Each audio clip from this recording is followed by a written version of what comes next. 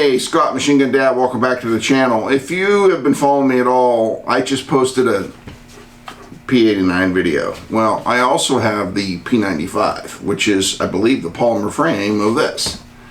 So, they kind of look the same, although the one's a little shorter. I think we should compare them. So what we're going to do is Nick and I are going to go out and shoot them both. And then what we're going to do is I'm going to come in, we're going to talk about that, and then I'm going to let Nick take them apart side by side and see how much similarities exist between the two. They do use the same magazines, I know that much.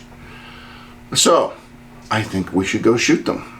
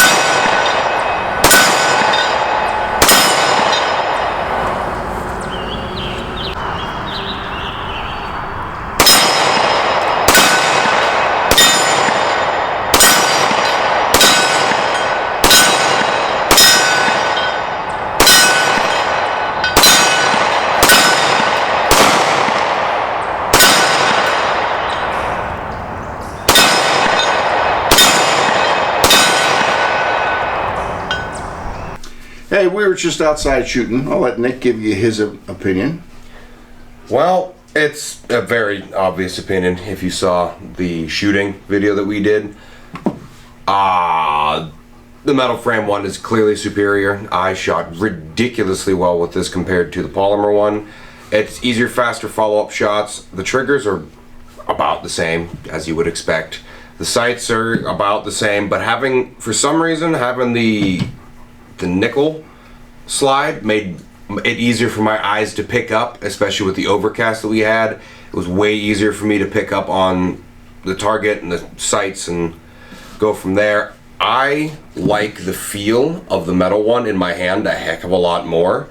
This kind of just feels like a plastic block, whereas this one has a little bit more angle towards the back end.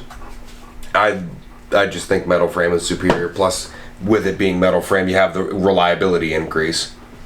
I'm old. I like metal.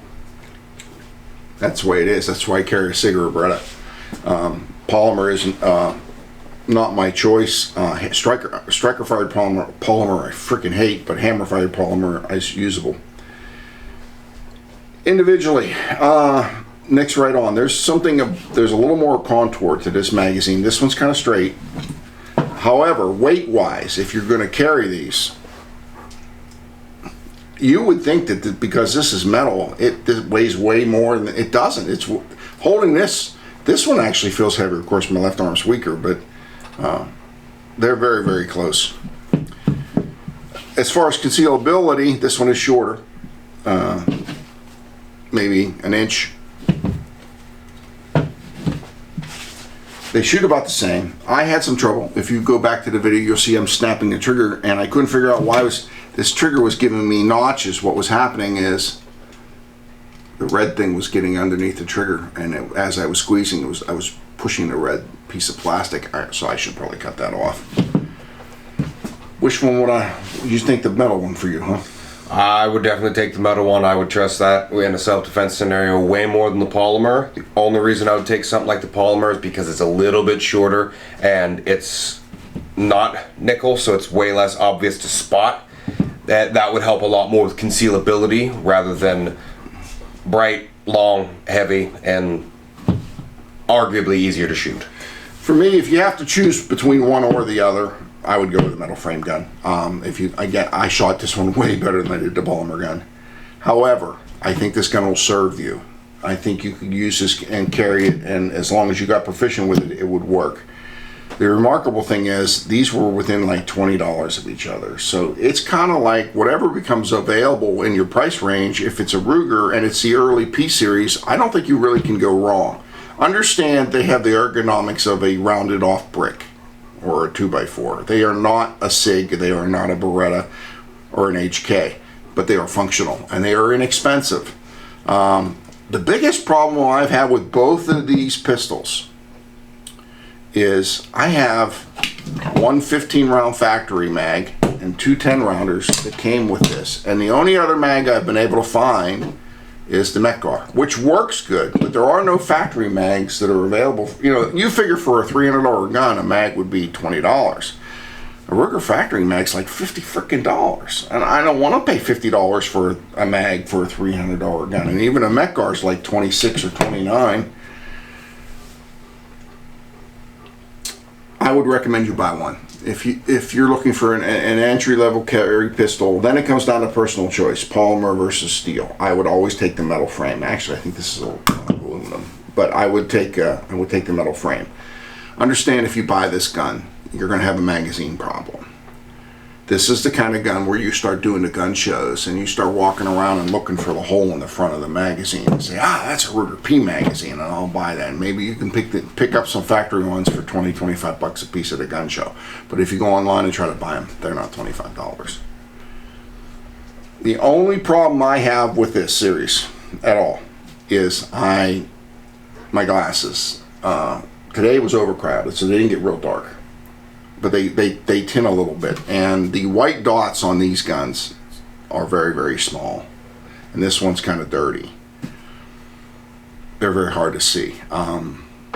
This is kind of something where if you buy an older gun like this, you want to clean these white sights and maybe get yourself some white nail polish and repaint the sights so you can pick them up. Good, reliable. The funny thing is the MagTech ammo we were using, which fucks up so many guns. It didn't work perfectly in a tent. Any German gun freaking hates them. We didn't have a problem. It shot the cheapest ammo available, flawless. So, something to think about. If you don't have a carry pistol or a defense pistol, will the P series Ruger serve you? Absolutely. Which one do you want? I would recommend the P89 9mm with a metal frame, but the polymer frame will serve you. Thanks again for coming to the channel. Oh, and one more thing before I go. We're going to do another video. I'm going to have Nick take these apart and compare them internally. And maybe we can figure out if there's that much interchangeability between the two and see if they work the same. Might be something for you to consider when you're looking at down the road for buying parts. Look for that video.